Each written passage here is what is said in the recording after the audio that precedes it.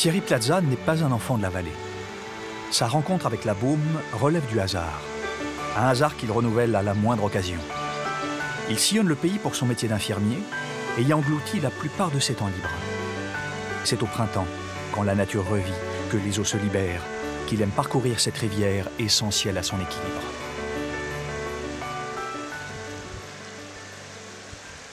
Ah, la Beaume, c'est mon petit coin de paradis.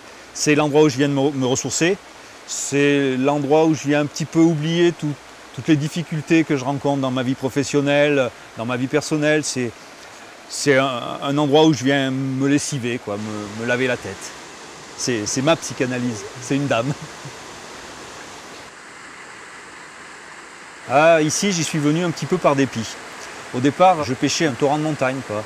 Parce que quand j'étais jeune, pour moi, la truite, il n'y en avait que dans les torrents de montagne. C'est un poisson de torrent, donc il fallait un torrent. Et puis un jour, sans doute que le spot que je voulais pêcher était déjà pris, alors il a fallu que j'aille ailleurs. Je suis venu dans la grande rivière. Pour moi, cette grande rivière, c'était une rivière à poissons blancs. Je ne pouvais pas imaginer qu'il y ait encore de la truite là-dedans. Et puis finalement, je me suis aperçu qu'il y avait du poisson, du beau poisson. Et puis je me suis surtout rendu compte que j'étais sûrement passé à côté de très belles pêches quand j'étais jeune. Là, les eaux sont encore froides. Là. On sort d'un hiver quand même assez dur. Il y a eu beaucoup de pluie ces derniers temps. Donc là, ça n'a encore pas eu le temps de vraiment se réchauffer.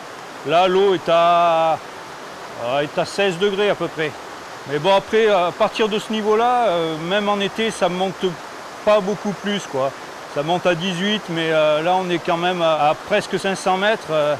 Avec un régime torrentueux, l'eau reste froide. Donc c'est l'idéal pour la truite. Hein.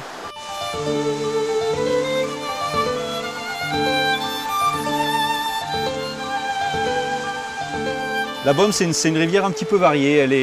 Elle est assez large, assez ouverte sur le bas, avec un débit quand même important parce qu'il y a déjà 2-3 petits affluents qui l'ont grossi. Donc c'est une rivière avec des grosses vasques, avec des gros plats.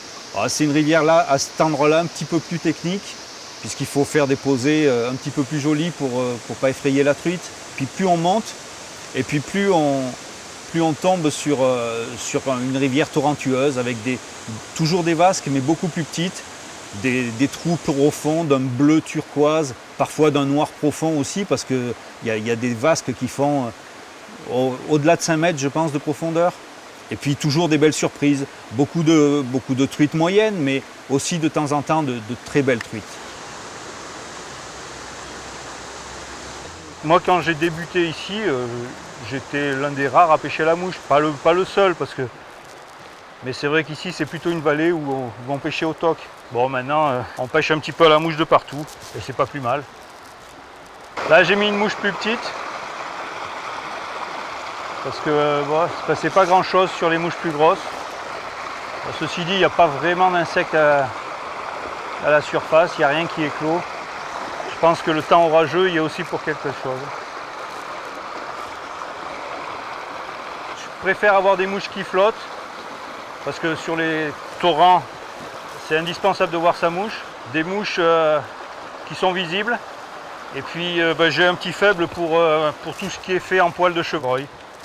Après, tout ce qui est couleur, tout ce qui est taille, de toute façon, les insectes sont un peu les mêmes partout. Hein.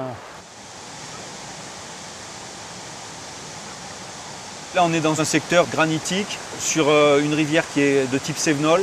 C'est-à-dire un étiage relativement sévère en été, des eaux quand même assez basses et une capacité à avoir des crues phénoménales, passer de 1 mètre cube à 100 mètres cubes au moment d'une crue, avec d'une année sur l'autre des trous qui sont complètement reformatés, des troncs arrachés.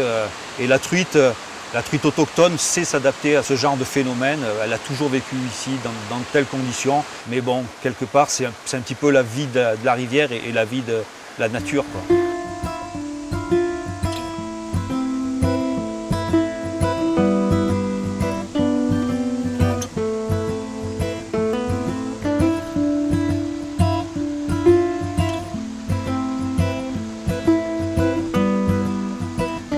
Là, on arrive sur une magnifique vasque.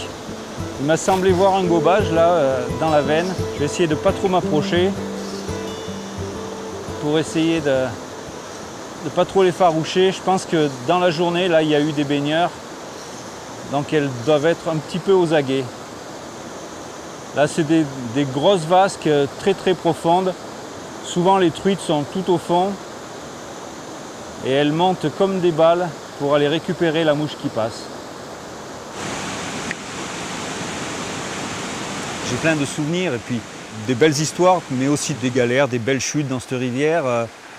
Bon, j'ai pêché avec des sangliers, avec des castors, avec des couleuvres, avec des copains qui se foutaient un petit peu de moi parce que dès que je pointe mon nez quelque part, il arrive quelque chose d'un petit peu bizarre. Un orage qui tombe là où on est, la foudre qui enflamme les genêts, tout des délires comme ça. Bon, des histoires qu'on se fait quand on est jeune. Bon, la vérité, il y a quand même un fond de vérité là-dedans.